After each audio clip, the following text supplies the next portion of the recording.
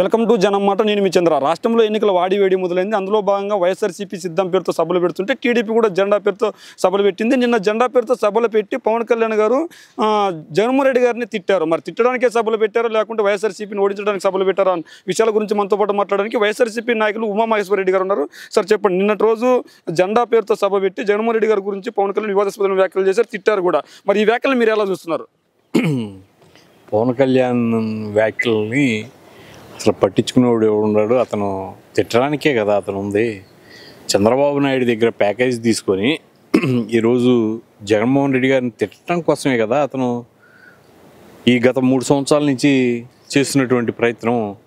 ఇక ఆయన జనసేన గురించి, పవన్ కళ్యాణ్ గురించి మాట్లాడటానికి కూడా మాకు కూడా సిగ్గేస్తున్నటువంటి పరిస్థితి. ఆయన నాకు 4వ పిల్లం జగన్మోహన్ రెడ్డి గారు కూడా అన్నారు. అదే అర్థం కావట్లా.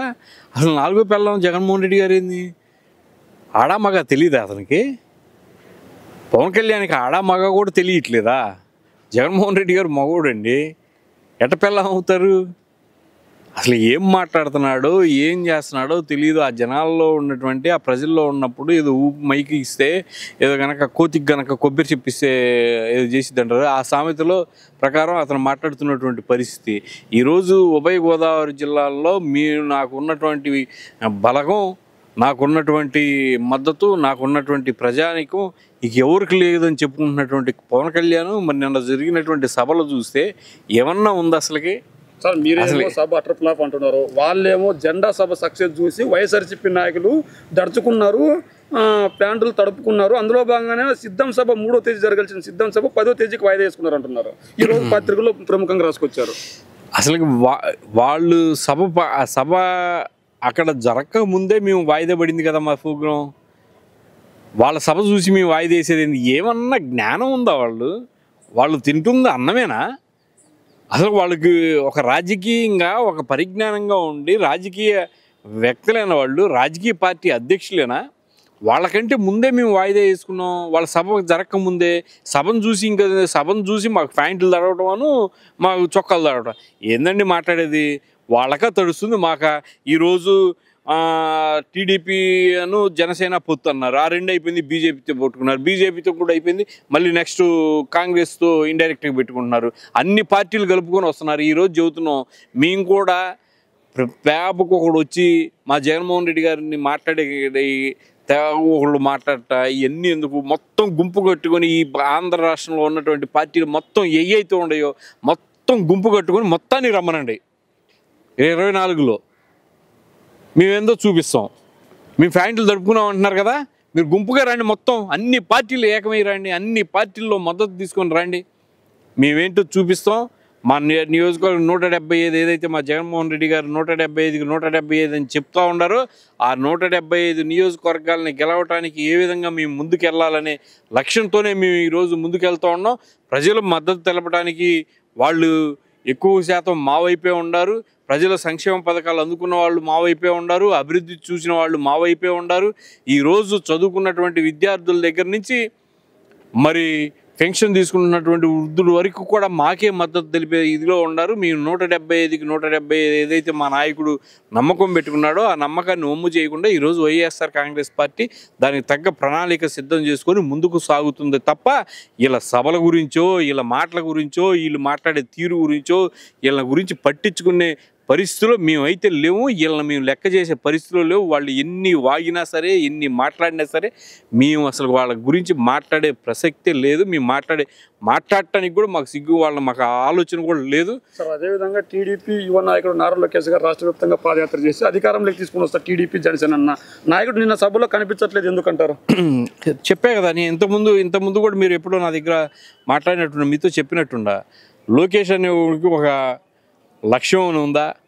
అసలు రాజకీయ పరిజ్ఞానం ఉందా?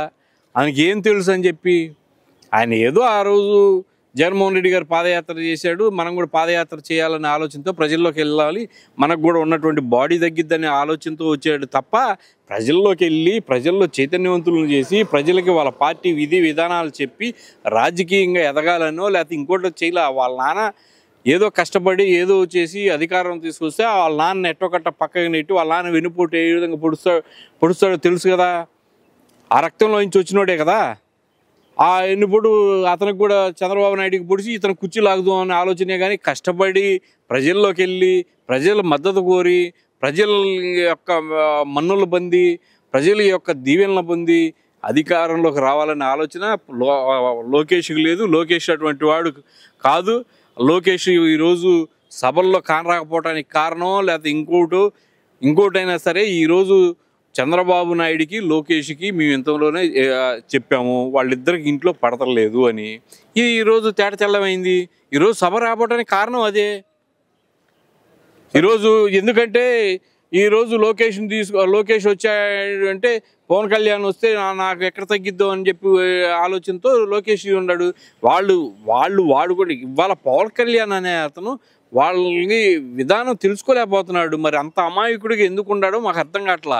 ఏదైతే చంద్రబాబు నాయుడు జైల్లోకి వెళ్ళాడో జైల్లోకి వెళ్ళినప్పుడు మరి లోకేష్ పవన్ కళ్యాణ్ని బతిలాడుకున్నాడు, పవన్ కళ్యాణ్ని పొగిడాడు, పవన్ కళ్యాణ్ చుట్టూతో తిరిగాడు. వాళ్ళ నాన్న బయటకు వచ్చిన తర్వాత పవన్ కళ్యాణ్ గురించే పట్టించుకోవట్లా. అసలు పవన్ కళ్యాణ్ అనే అతను ఎందుకు ఇంత అమాయకత్వంగా ప్రవర్తిస్తున్నాడు అనేది కూడా మాకు ఒక ఆలోచన కలుగుతుంది. మేము ఎన్ని సీట్లు తీసుకుంటే వైసీపీకి ఎందుకని కూడా పవన్ కళ్యాణ్ అంటున్నారు కదా.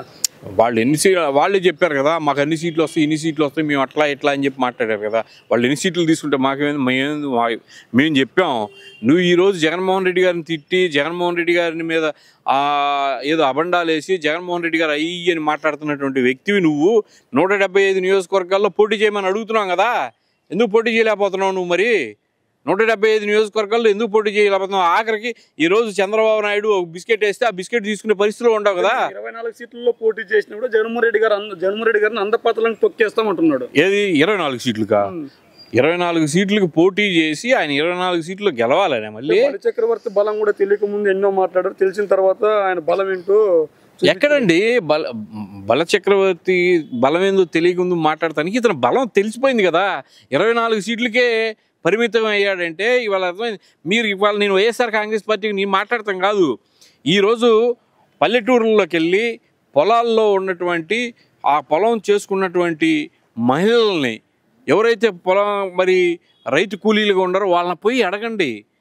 ఆ కాపు కులస్తులను అడగండి. చెబుతున్నారు ఈడేం మనిషి ఈ 24 సీట్లు తీసుకోవడం ఏంది, ఈడేంది ఈడు అమ్ముడు బాగోపోతే ఏంటిది 24 సీట్లకు మా కులం పరువు తీస్తున్నాడు ఈడు తీసుకొచ్చి జనసేన అని పార్టీ పెట్టి వాళ్ళే తిడుతున్నారు. మేము ఇవాళ వైఎస్ఆర్ కాంగ్రెస్ పార్టీకి మేము చెప్పడం కాదు. మీరు వెళ్ళండి, పల్లెల్లోకి వెళ్ళండి, పల్లెల్లో పొలాల్లో ఉన్నటువంటి రైతుల దగ్గరికి వెళ్ళి మైక్ పెట్టి అడగండి. వాళ్ళు చెప్తారు. వాళ్ళ కులపళ్ళే చెప్తున్నారు, ఇవాళ మాట్లాడుతున్నారు. ఈరోజు అతను బలం ఏందో బల చక్రవర్తి అని ఏందండి ఆయన బలం?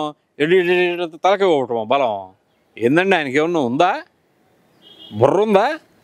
24 సీట్లు పోటీ చేసి జగన్మోహన్ రెడ్డి గారిని దించడానికి జగన్మోహన్ రెడ్డి గారి బలం చూచారు. బలం ఏంటి జగన్మోహన్ రెడ్డి గారు చూపించారు.